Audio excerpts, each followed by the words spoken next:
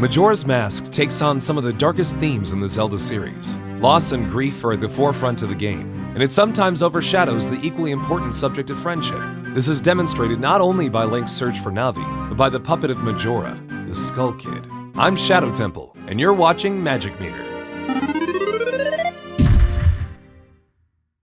In the distant past, the Skull Kid, a childlike creature, befriended the Great Four Giants. However, that friendship was cut short when the Giants left to guard the land of Termina. They each took 100 steps and swore they would return if the world was in danger. The Giants' departure was extremely damaging to Skull Kid, who was left alone.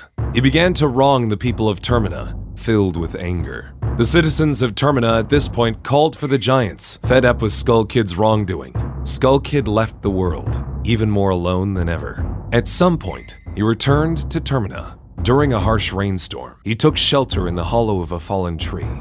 Tattle and Tail, two fairies, came across him and began to comfort him. The Skull Kid complains to the fairies about how the Giants abandoned him after a fight.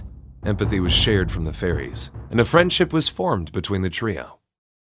At this point, this newly formed squad continued to play pranks across the land. Deep in the lost woods between Hyrule and Termina, they ambush the Happy Mask salesman. From his pack, they steal Majora's Mask, an object that, unbeknownst to them, contains the evil demon Majora. When the Skull Kid puts on the mask, Majora's evil magic takes advantage of the weakened heart of Skull Kid and begins to use him as a puppet.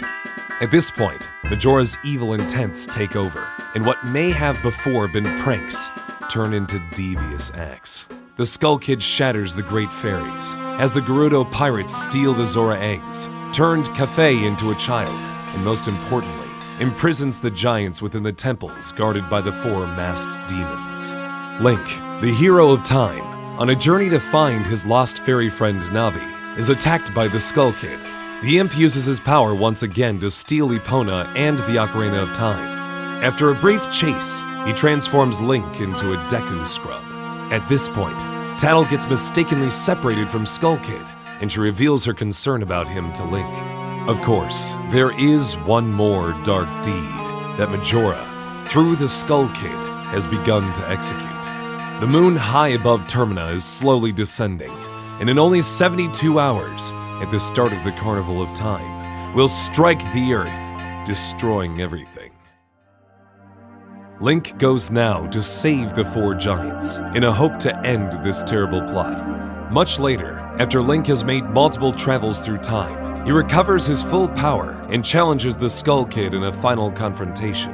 The freed Giants all come to Clock Town, ready to stop the moon. At this point, the Skull Kid is freed of Majora's grasp, left to wait as Link begins the final battle. Following Majora's defeat, the Skull Kid has an opportunity once more to speak to his old friends, the Giants. He realizes they haven't forgotten him, and that they still care. As the game comes to a close, he asks Link to be his friend. The answer isn't heard, but we see from a final screen that he has drawn himself with Link, Tattle, Tail, and the Giants. He has found friendship, even when separated from them. This seems to be the recurring message of the game, that no matter how long time passes between being with your friends, you still care about them, and that being apart isn't forever. It's a touching message communicated to us by a flawed, unique character, the Skull Kid.